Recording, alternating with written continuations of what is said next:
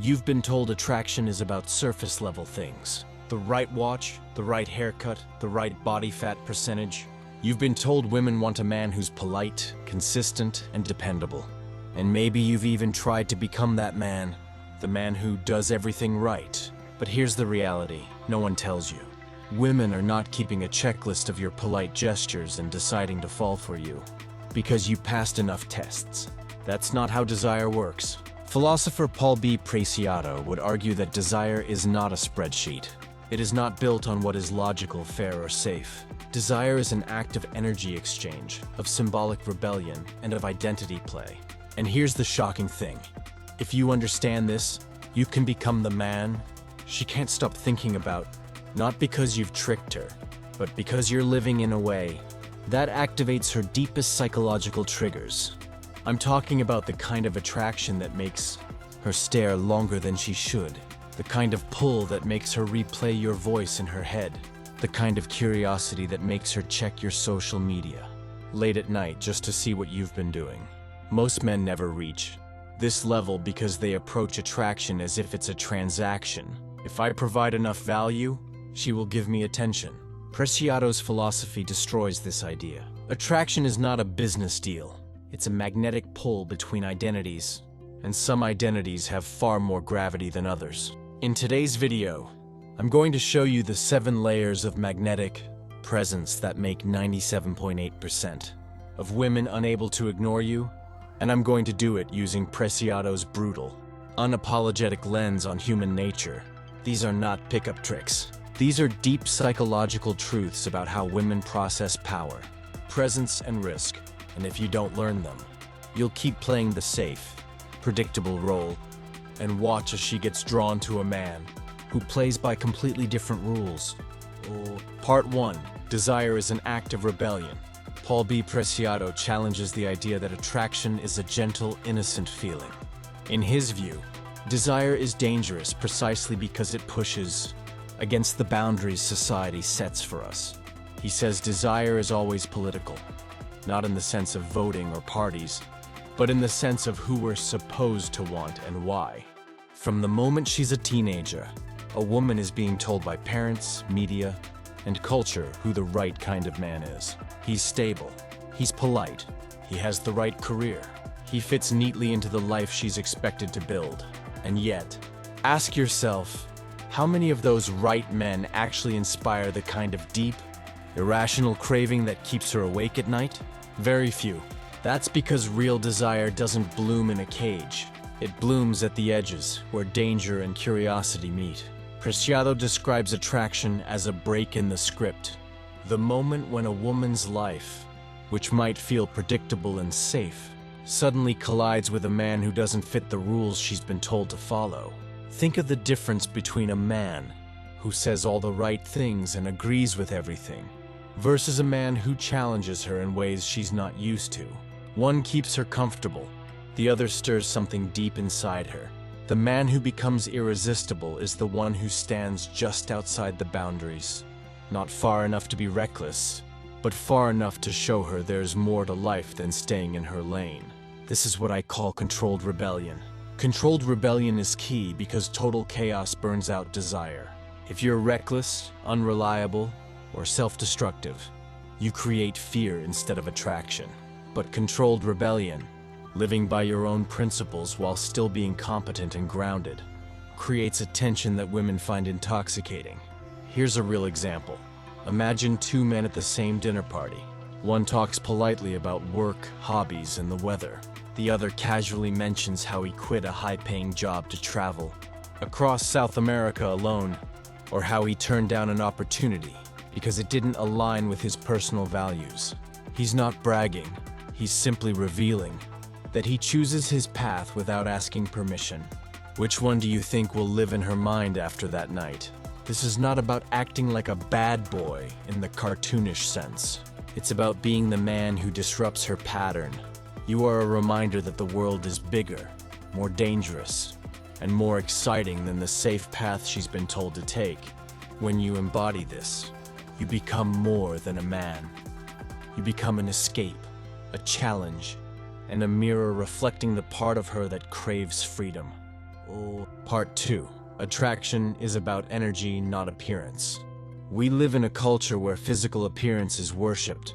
Social media sells the fantasy that a perfect body, perfect skin, and perfect style will make you irresistible.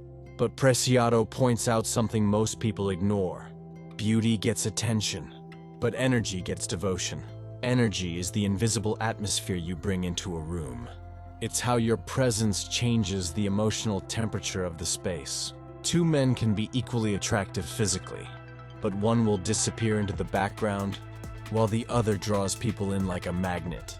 The difference? One has cultivated a distinct, grounded energy. The other hasn't. Energy is made up of several layers. Self-possession. You don't seek permission to exist. You are not desperate for validation. Presence. When you're with someone, you're fully with them. No glancing at your phone, no scanning the room. Inner direction. You know where you're going in life, and you're not afraid to walk that path even if others don't approve. Women sense these qualities instantly. They're not looking for men who simply look good. They're drawn to men who feel good to be around. Men who make the world seem sharper, more vivid, more alive. Here's the trap most men fall into. They try to upgrade their physical appearance without upgrading their inner state. They buy the expensive clothes, but they still move like someone who feels unworthy. They build muscle, but their body language is still closed and defensive. They speak well, but every sentence is weighed down by a need for approval. Women read this instantly. She may think you're attractive at first glance, but if your energy tells her, "I'm not sure I belong here," the attraction evaporates. On the other hand, if you enter a room with the calm certainty that you are exactly where you should be, everything changes. People, not just women, orient themselves toward you. Conversations open up. Eyes follow you without knowing why. Preciado calls this embodied autonomy, the way your physical presence communicates that your mind, your choices, and your body are fully under your own control. And when a woman feels this from you, it triggers something primal. It tells her, here is a man who cannot be owned but can be chosen. And that is the kind of man 97.8% of women cannot resist. Part 3. Desire needs mystery, not transparency. Paul B. Preciado often challenges the modern obsession with total visibility. We live in a time where everyone broadcasts their life in real time. Selfies, status updates, endless transparency. But here's the irony. The more visible you are, the less magnetic you become. Why? Because desire needs room to breathe. Desire thrives in the unknown. Think about the last time you felt genuinely curious about someone. I guarantee it wasn't because they gave you their entire life story in the first 5 minutes. It was because there were gaps, unanswered questions, and your mind couldn't stop trying to fill them. Women experience this the same way. When you tell her everything too soon, your every thought, your entire history, your vulnerabilities on the first date, you remove the space where her imagination can work. And imagination is one of the most powerful forces in attraction. Preciado says that mystery is not about deception. It's about non-disclosure as power. You decide what to reveal, when to reveal it, and in what context. You don't flood her with access to your inner world. You open the door slowly, letting her experience the thrill of discovering more over time. Mystery works because the human brain is wired for pursuit. We value what we have to uncover. When she can't fully solve you, you become a puzzle, and puzzles hold attention far longer than open books. This doesn't mean playing games or manufacturing artificial drama. It means having a life so rich, a purpose so consuming, that you naturally have layers she can only glimpse at first. Your ambitions, your past experiences, your philosophies, these shouldn't all be dumped onto the table in one conversation. They should be revealed like chapters in a gripping novel. Look at the contrast between two interactions. Man A. On the first date, he shares his entire dating history. Every struggle, every vulnerability, and every detail about his future plans. She might feel connected in the moment, but soon there's nothing left to discover. The thrill is gone. Man B. He engages, listens deeply, and shares enough for her to know he's confident and self-aware. But he also leaves hints about experiences, passions, or beliefs without over-explaining them. These fragments pull her mind toward him even when he's not there. Mystery isn't about creating walls, it's about creating depth. And that depth is what separates a man she enjoys talking to from a man she can't stop thinking about. Part 4. The Power of Emotional Contrast. One of Preciado's more provocative ideas is that desire is amplified by contrast. The interplay of tension and release, challenge and comfort, distance and closeness. If your presence feels emotionally flat, no matter how nice or consistent you are, attraction withers. Think of attraction like music. A song that stays on one note is boring. It's the changes, the rise, the fall, the suspense before the drop, that make it addictive. Women are drawn to men who can create these shifts naturally. This doesn't mean being moody or unpredictable for no reason. It means having emotional range and knowing when to bring different energies into the connection. Here's why this matters. When a man is always warm, always available, and always agreeable, his presence becomes predictable. And predictable is comfortable, but it's not compelling. Emotional contrast makes her feel more alive when she's around you, and that's addictive. For example, if you've been teasing her, shift into genuine, grounded conversation that lets her see your depth. If you've been serious, throw in a moment of playful banter that catches her off guard. If you've been giving her attention, withdraw slightly and give her space to miss you. Preciado would describe this as performance of identity. You are not static.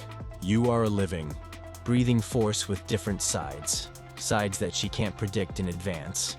This forces her to stay alert in your presence, and alertness is the foundation of desire.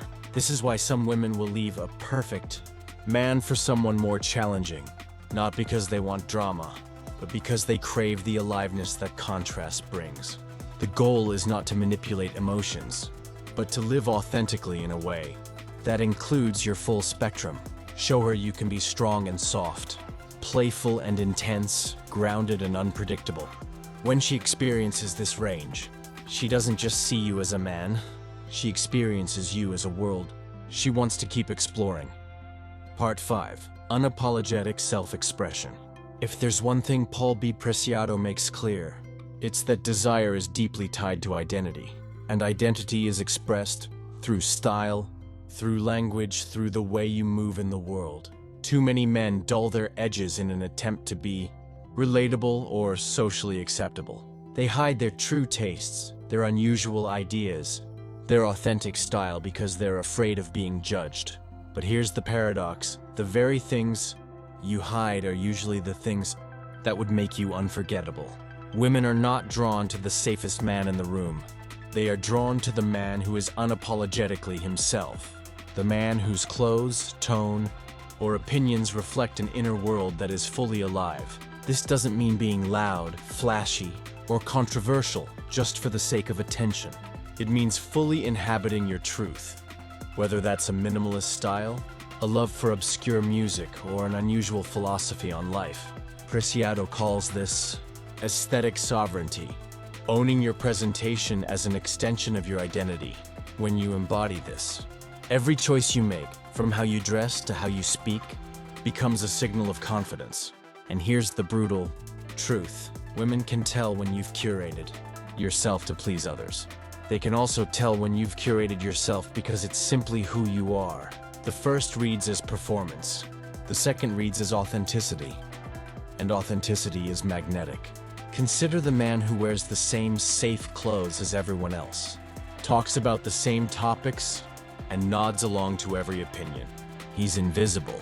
Now think of the man whose style subtly reflects his passions. Maybe his leather jacket is worn from years of travel, or his watch was passed down from his grandfather, or his playlist is filled with songs in languages he's learned.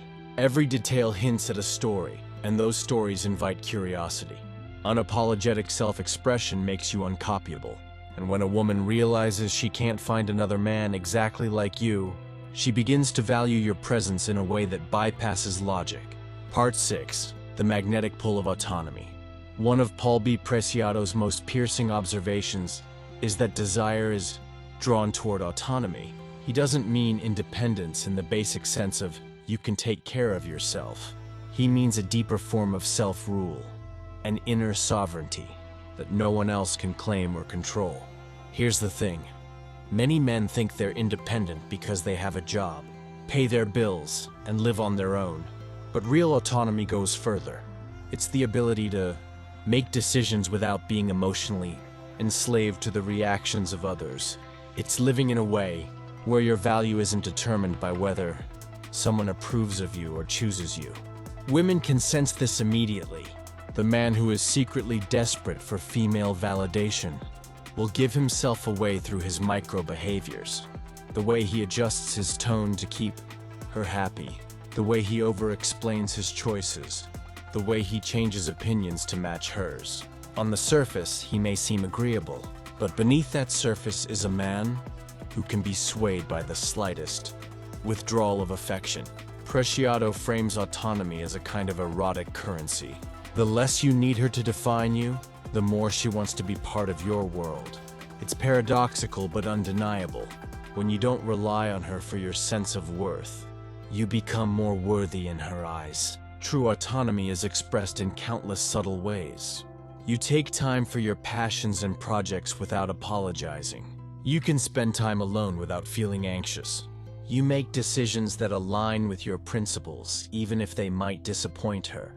You are consistent in your energy regardless of how much or how little attention she gives you. This doesn't make you cold or emotionally unavailable. In fact, it allows you to connect more authentically because you're not approaching her from a place of hunger. You're offering yourself from a place of fullness. And here's the twist. Autonomy doesn't repel intimacy. It makes intimacy richer. When a woman feels that you're with her because you choose her, not because you need her, it transforms the connection. She's not filling a void in you. She's joining a man who is already whole. That wholeness radiates strength, and strength is irresistibly attractive. Part 7. The Unspoken Language of Power. Paul B. Preciado talks a lot about the politics of desire, not in the sense of government, but in the sense of invisible hierarchies, unspoken rules, and subtle exchanges of power that shape attraction. Here's the truth most men never hear. Attraction is not just about looks, conversation, or shared values. It's about the invisible power dynamic that exists between you and her. And in most cases, the man who holds his own in that dynamic becomes the man she can't forget. Power here does not mean dominance in the crude, forceful sense.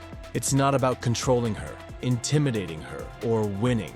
Real power is the ability to stay centered, no matter what emotional weather she brings into the room. Women test this constantly, sometimes without realizing it. She might challenge your opinions, make a teasing remark, or go quiet to see if you become nervous. None of these are inherently malicious. They are ways of feeling out where you stand. If you lose your composure, if you get defensive, overreact, or bend too quickly to smooth things over, you've signaled that her emotional state controls yours. And at that moment, the unspoken dynamic shifts in her mind. But if you remain grounded, if you hold your frame with warmth and steadiness, she feels your power. She feels that you're not easily swayed, and this triggers a deep sense of respect. Preciado would say that desire often grows from asymmetry. When you are unshakable, you represent something rare.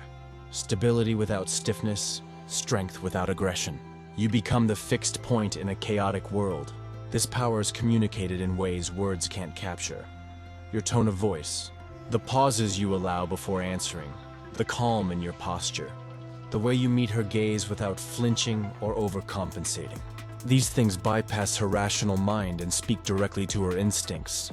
When you understand this, you stop trying to convince her to like you.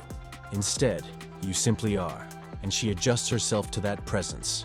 That's when attraction stops being a negotiation and becomes a gravitational pull, becoming the irresistible man. We've unpacked 7 layers of what makes 97.8% of women find you irresistible through the lens of Paul B. Preciado's philosophy. 1. Desire as an act of rebellion. 2. Attraction as energy, not appearance. 3. The power of mystery. 4. Emotional contrast. 5. Unapologetic self-expression. 6. The magnetic pull of autonomy. 7. The unspoken language of power. Each of these on its own can make you more attractive, but together, they create something far more powerful. A man who is not chasing approval, but living in full alignment with his own truth. When you embody these principles, you stop trying to earn attraction through tricks, gifts, or constant validation. Instead, you become a man whose presence naturally ignites curiosity, respect, and desire.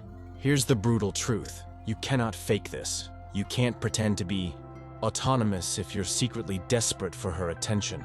You can't fake mystery if you're constantly oversharing. You can't project power if you collapse under emotional pressure. This is why most men never reach this level. It requires deep internal work, not just surface-level improvement. You must know yourself, trust yourself, and express yourself without fear. You must live a life so full that her presence is an addition, not a lifeline. And when you do that, something magical happens. You stop chasing women altogether. They start chasing you. Not because of what you can give them, but because of who you are. That's the essence of what Preciado teaches us about desire. It's not about being perfect. It's about being whole. And wholeness is irresistible.